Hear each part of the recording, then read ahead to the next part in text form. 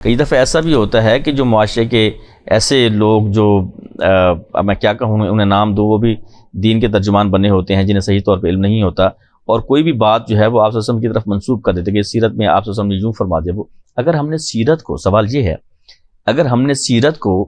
क्योंकि ये तो तय हो गया कि हमने अपनी सारी हर मामले में रहनुमाई सीरत से लेनी है, लेकिन सीरत को कहाँ से लेंगे कि या क्या ये चीज़ आप सल्लल्लाहु अलैहि वसल्लम की सीरत है या नहीं है?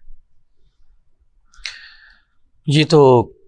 कंफर्म बात है कि हम सीरत को रसूलुल्लाह सल्लल्लाहु अलैहि वसल्लम की जो सही हदीस है, सही रिवायात है, उनसे ही लेंगे। सही है। वैसे तो भरमार है, कई लोगों ने इतनी इतनी बातें उसके अंदर जी जी, मैं इसीलिए मैंने अर्ज किया ना कि उसको सीरत बना के आगे जो है ना वो अपना अपने अपने जो नहीं जो आपकी बात से बात जो समझ आ रही है ना कि उसका खतरनाक पहलू ये है कि लोग उसको एक ऐसी चीज जो चीजें साबित ही नहीं होती हैं और उनका ताल्लुक ही नहीं है, मौजू रिवायात हैं, उनको सीरत बना के लोगों को मोटिवेट करके उसके ऊपर ले आते हैं। और लोग आम जो होते हैं वो कहते हैं हाँ जी वाकई, और फिर वो अक्सर बयान भी कर रहे होते हैं, लोग ना लोगों को देखते हैं, वो कहते हैं जी अल्लाह के रसूल ने ये फरमाया, अल्लाह के रसूल ने ये फरमाया, हालांकि आपका फरमान नहीं होता। हालांकि इस बारे में क्या वईद है वो भी इंशाल्लाह हम शेख साहब से पूछते हैं कि जो बंदा आप सल्लल्लाहु अलैहि वसल्लम की तरफ जो है ना वो ऐसी कोई बात मंसूब कर देता है जो आप सल्लल्लाहु अलैहि वसल्लम की तरफ बाकी उसकी निस्बत यानी कि वो है नहीं, साबित नहीं है जी। तो शेख मोहतरम इस बारे में आप क्या फरमाएंगे कि सीरत यानी कि जिस तरह आप साहब ने फरमाया है कि हम जो है वो सही अहादीस से देखेंगे कि सीरत में ये चीज़ है भी सही नहीं, और जो बंदा ऐसा कुछ करता है कि आप सल्लल्लाहु अलैहि वसल्लम की तरफ मंसूब कर देता है, इस हवाले से आप क्या रहनुमाई फरमाते हैं? जी, पहले सवाल को भी साथ ऐड रखें आप जी, ताकि थोड़ी सी उसकी वजाहत और हो जाए जी। आपने कहा सीरत को कैसे समझेंगे? हाँ जी, सीरत मतलब सीरत तो एक बंदा कहता है ये हदीस है,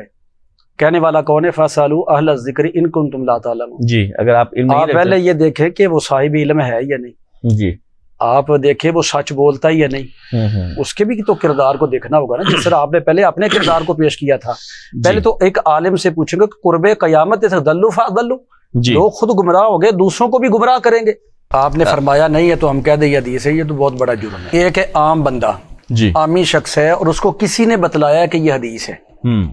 उसने किसी मौलवी साहब से सुना है, अब उसके ज़हन में है कि ये हदीस है लेकिन वो हदीस नहीं है, वो किसी को बतलाता है, उसकी नौइयत और होगी। ठीक है। और एक आलिम दीन है वो मसनद इल्म पे बैठा है और लोग उस पे इत्मीनाद करते हैं, वो बताता है तो उसकी नौइयत और होगी। और जो हदीस है ना कि जिसको जहन्नम की हजूर ने कभी दी है, मन कज़ब अलैया मुतअम्मिदन के लफ्ज़ हैं,